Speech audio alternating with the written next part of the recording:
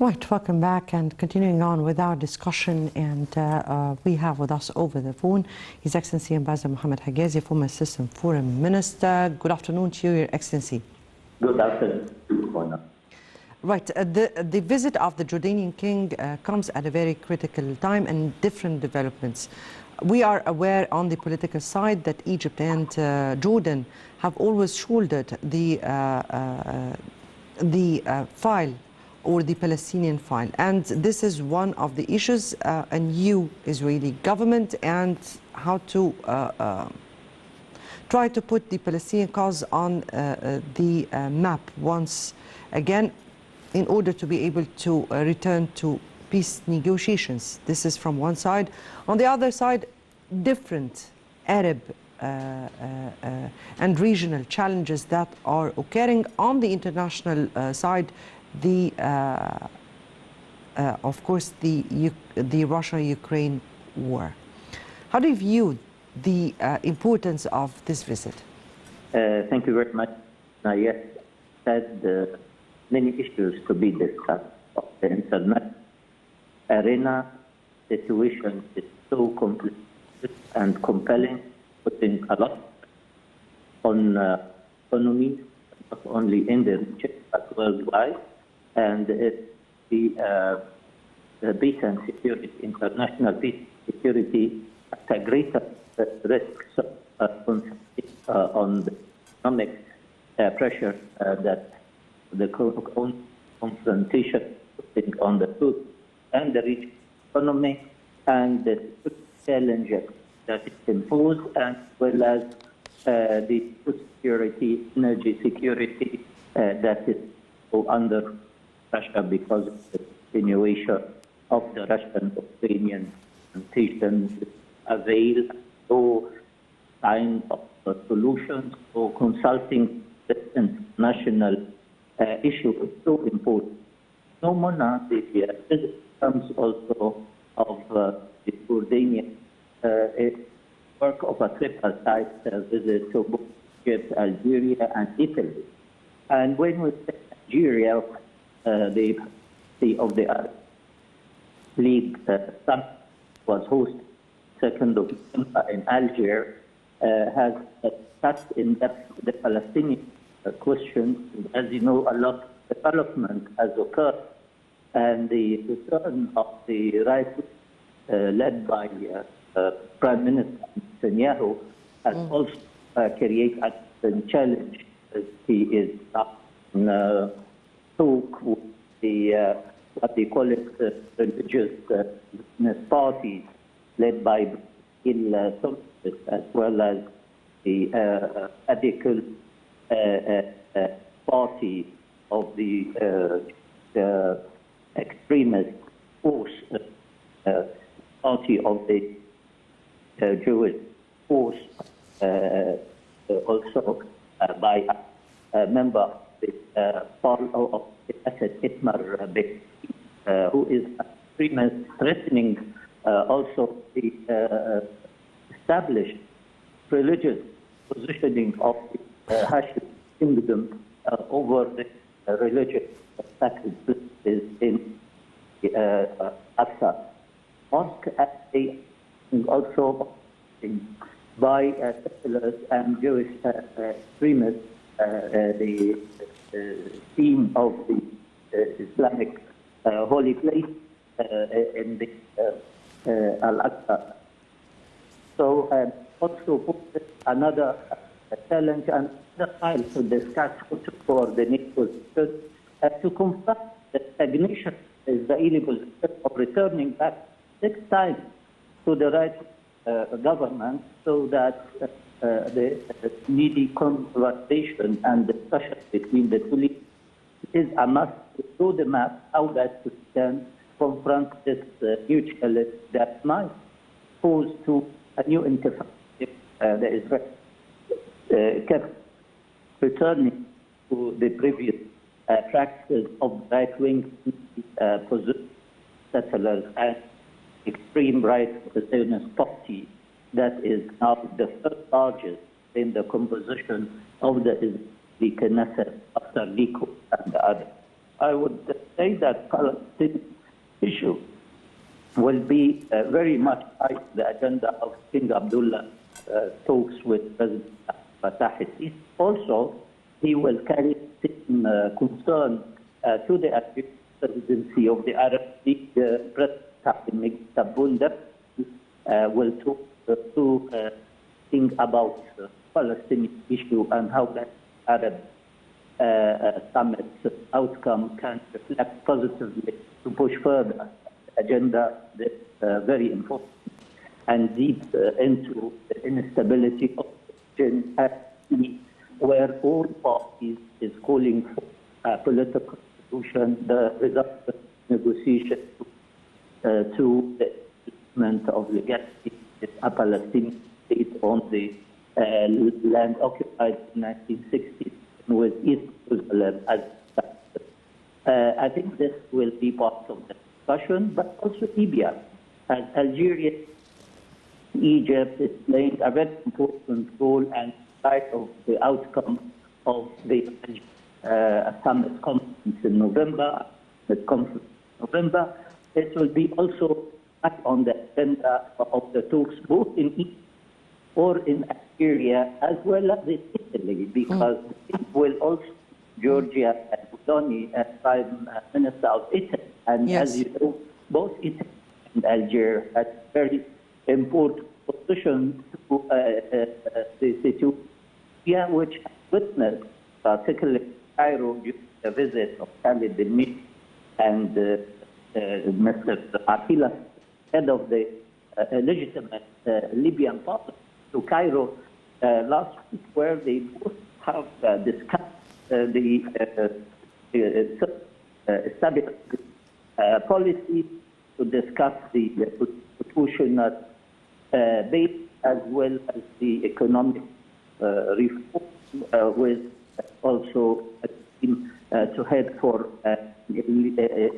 election. And as you know, Mission in India remain in the debate, but Egypt is carrying a very important diplomacy where the Libyan leaders together is discussing how can they move to creating the constitutional election, and how can we formulate the sovereign political institution, and how can they nominate the most important position, economic institution that is as well as the institution.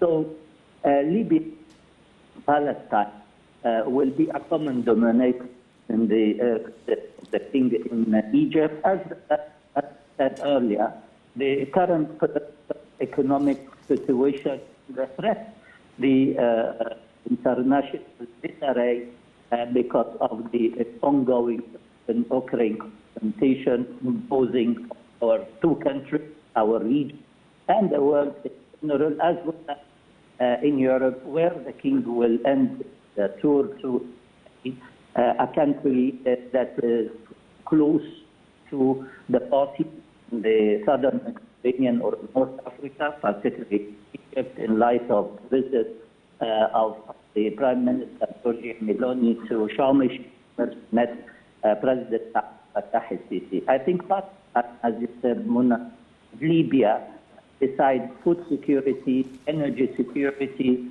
political situation in Israel, all those parts will be many others. As you know, Egypt and Jordan also is in charge of a very important regional forum. Iraq and Jordan has achieved a lot of progress. So all the files will be discussion or will be on the table of discussion between the two. Actually, Your Excellency, you gave a very, very impetus to the whole situation. But let me here focus on two important files. Yes, indeed, the Jordanian king is here in Egypt, where he will follow, or the visit will be followed to another visit to Algeria, and after which he will be heading to Rome to meet with the Italian president. Let me here take it from the Arab perspective and his visits to Egypt and then Algeria, because both visits have great significance. First, Egypt, with definitely, as you said, respectively here, a far-right government, a new government in Israel, the government of Prime Minister Netanyahu, of Israeli Prime Minister Netanyahu, and the Libyan still unsettled situation. And here comes a very significant two visits, both to Egypt and to Algeria. Let me here take it from Egypt here. And how far do you think collaboration among and coordination among Egypt and Arab important countries, definitely the Gulf, Jordan, Algeria, how will that give impetus to the Arab causes at this very particular time, particularly when we are confronting many challenges? Well, thank you much for a very important question. We are facing issues of a regional, let's say, impact that requires regional consultation. Like when we deal with political issues or ongoing conflicts, like, say, the Palestinian cause or Palestinian conflict, we are talking about an issue that has to be dealt with in a regional and international context. So capitals of so paramount importance, the Palestinian cause has to conduct a regular basis. Particularly, Egypt is putting always the Palestinian cause in the heart and mind of all its diplomacy, being it on a presidential, parliamentarian, or the foreign affairs. We always consider that the Palestinian cause is the core of stabilizing the Middle East. If we are heading for a much more stabilized Middle East, we need to address the most pertinent and important issue, which is the Palestinian issue. King Abdullah and the Hashemite Kingdom of Jordan has by history a particular role addressed by the Palestinians to the kingdom to safeguard the sacred place, Islamic sacred places in Al-Aqsa, mosque and the surroundings, and with the approach to Israel itself. So the newcomers, the right wingers in Israel, particularly Gapir and the Israeli Democrats and others who are far right in their belief and are supporters of the Jordanian jurisdiction from this very important places will lead disarray not only to the disruption of the Israeli relations with both Jordan and Egypt, where the only two countries that is enjoying peace with Israel. I think Israel has to understand, or the government has to understand, that time has come to find a new approach to the situation. Peace has prevailed with Jordan, peace has prevailed with Egypt, and the only way with the Palestinians is to admit their rights and to follow the international legality and to live side by side. I don't think that either the people will, Israeli people will have to continue living in disarray and return to trust peace. If you really want to live in this region in tranquility, in political and economic stability, I think you have to address the core issues with the Palestinians. Second, and most important, that you have said that 6 times before, the right leader being with us 6 consecutive elections. Israeli politics is in a stagnation, in a dilemma. I have to say that if you want really to move to the enlightenment of peace, you have to choose different paths. Even the right wing sometimes can draw the right path and follow the right steps. But not with those slogans and shouts that we are hearing from the far right in Israel. Having said about the Palestinian cause, everyone knows that the Palestinian issue will remain the core to stability for this very important region. Second most important is India.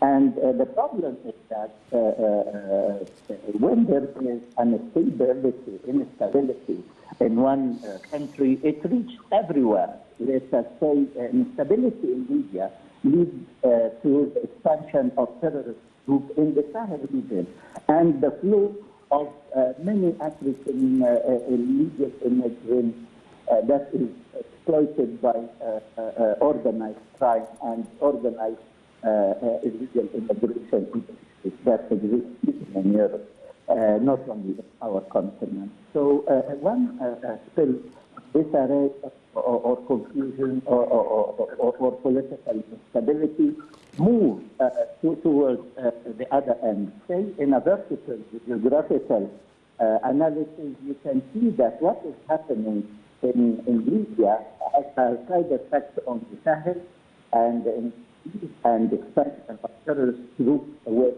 threat from African regions and other African countries in the north hit Europe. So this unity or transboundary has to be looked at as an integrated issue, that you cannot deal with Libya as Libya per se. You have to deal with Libya as a center of instability in the region, being the southern Mediterranean, being the Mediterranean itself, reaching to Europe as well as to the Sahel and southern Africa. So we have to pull hands together in Italy, Nigeria, in Egypt, and in the to stabilize our region.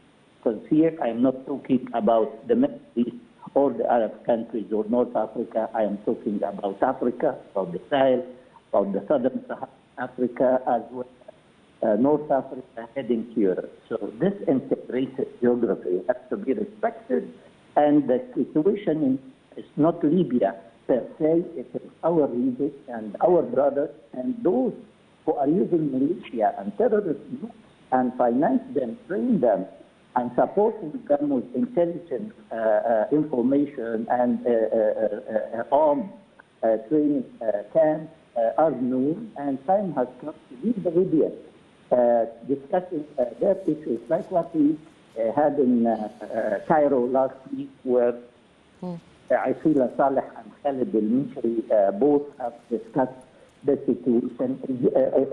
Libyan leaders have to be left alone to decide on a Libyan interest what Libya has to decide for themselves. So we hope that countries that are intervening in the Libyan, supporting the militia and terrorist group, are the ones who are impeding Libya from reaching their aim and hope for a stabilized country that will help the whole region and Africa. Yes, very much indeed, Your Excellency. Mohamad Hegazy, former Assistant Foreign Minister, we thank you so much for being with us and for your analysis and input here.